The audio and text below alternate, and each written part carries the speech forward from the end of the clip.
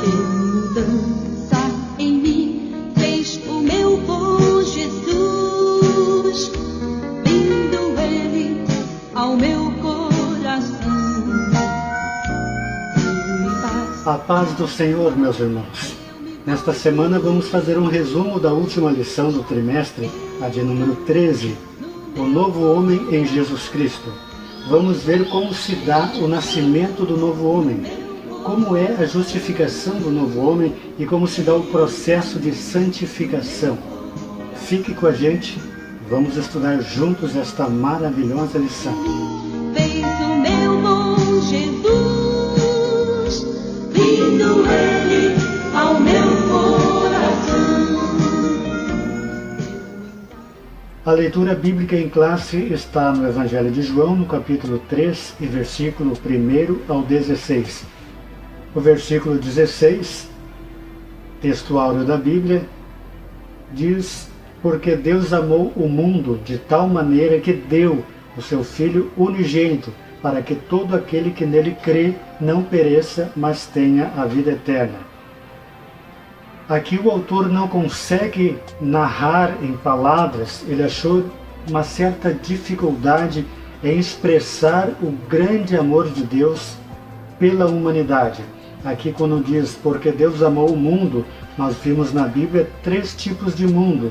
E nesse versículo 16 de João, capítulo 3 e versículo 16, nós vimos a palavra mundo como humanidade, como ser humano, eu e você, todo aquele que nele crê.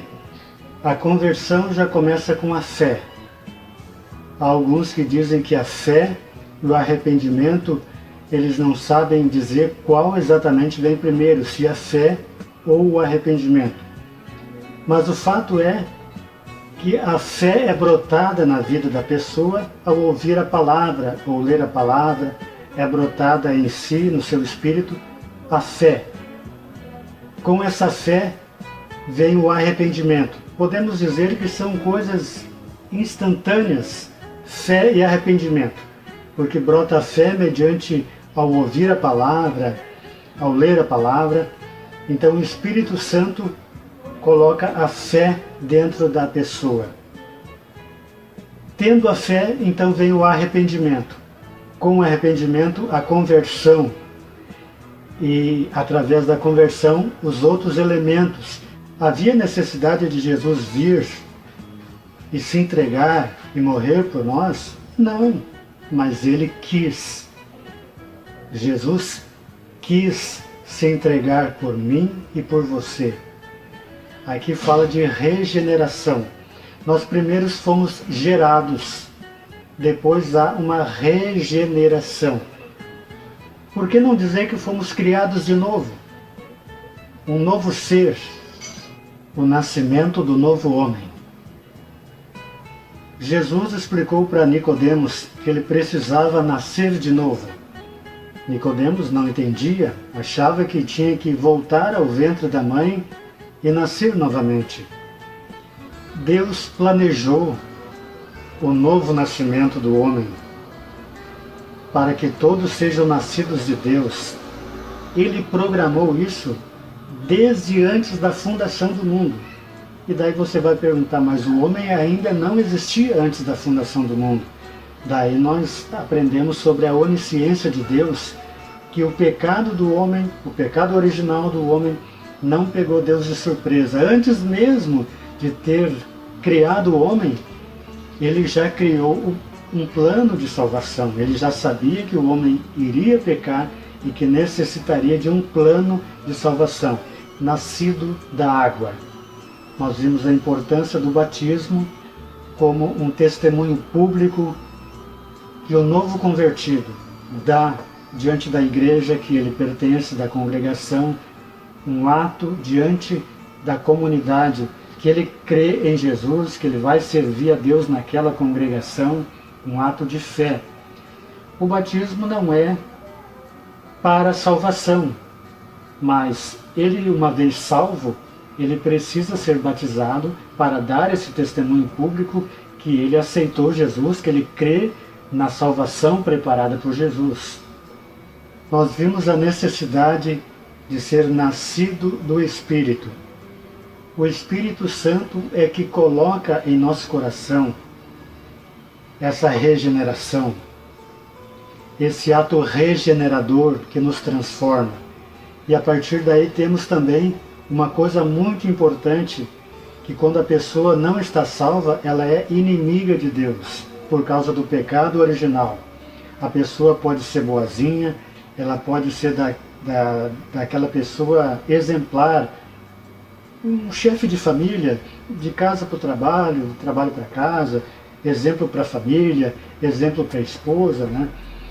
E fazendo boas obras, inclusive, né? Muitos acham que com isso eles estão salvos, como se tivesse comprado a sua salvação. E a Bíblia nos diz que, devido ao pecado original, nós somos inimigos de Deus. Todo homem já nasce com o pecado original. Então há uma necessidade de uma reconciliação. Então, a partir da conversão, Deus também nos dá esta bênção chamada de reconciliação. É uma espécie de religação do homem com Deus, de Deus com o homem. A inimizade que havia entre Deus e o homem, agora ela é quebrada. Agora Deus é amigo do homem, o homem é amigo de Deus, como Abraão. A justificação do novo homem. A justificação nada mais é do que Deus vendo o homem através de Jesus. Como se Deus estivesse olhando para você através de Jesus.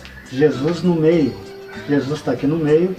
Deus olha, vê primeiro Jesus, os méritos de Jesus, o que ele fez, o sacrifício que ele fez. Deus vê então através de Jesus a você. E é como se você nunca tivesse pecado. Deus vê você limpo. Então esta é a justificação. Você está santificado diante de Deus. Vamos falar mais adiante sobre isso. A santificação do novo homem. Será que é possível nós ter uma vida perfeita aqui na Terra? A Bíblia nos pede isso. Perfeição. Sede perfeitos. Mas isto é possível? Não é. Mas buscar a santificação de uma tal maneira que nós alcancemos um patamar cada vez maior de santificação até nós chegar a uma plenitude de varão perfeito, isto torna-se necessário e Deus requer isso de nós. Falando em santificação, nós vimos ela em algumas etapas, mas vamos falar de duas. Santificação quando você aceita Jesus como Salvador. Santificação instantânea. Você na mesma hora já está decretado santo diante de Deus, porque você reconheceu os seus pecados, aceitou Jesus, você já é santo. Temos também a santificação progressiva. Então você vai buscando, vai deixando de fazer coisas erradas que você fazia antes, coisas que você achava que eram certas e depois descobriu que não era.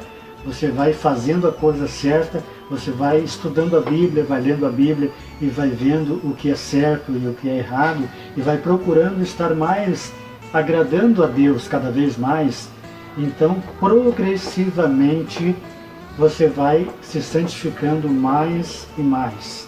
Então, temos a santificação instantânea, quando aceita Jesus, e a santificação progressiva, que é aquela que você busca na oração, na leitura da palavra, na comunhão com Deus, no culto de oração, na escola bíblica dominical, enfim, na consagração. Então você busca sempre essa santificação e ela é progressiva até alcançar a plenitude, porque o apóstolo Paulo ele disse que um dia nós vamos ter um corpo glorificado, vamos ter um corpo incorruptível. Então isso significa que o nosso corpo aqui na Terra, ele ainda é um corpo corruptível, ele ainda é um corpo sujeito ao pecado, sujeito não, ele é inclinado mesmo ao pecado. Então por isso temos que buscar fazer a nossa parte quanto à santificação progressiva. Então, meus irmãos, há tantos elementos